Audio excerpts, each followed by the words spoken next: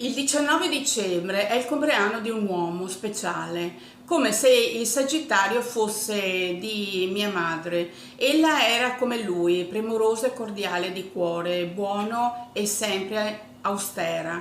Colpiva il segno ogni qualvolta io mi prestavo a disubbidienza.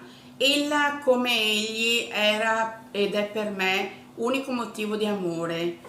Consolidata venuta è per me la fortuna, la parsimonia di un momento triste. Sento il dovere di ereditare gioia, felicità che mi dà sveglia anche nella sonnolenza di un mattino senza cuscino.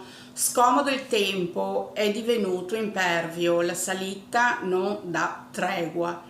Io mi appropinguo a camminare accanto a codesti, loro sono lontani, mentre noi nelle vicinanze ci troviamo. Ciao mamma!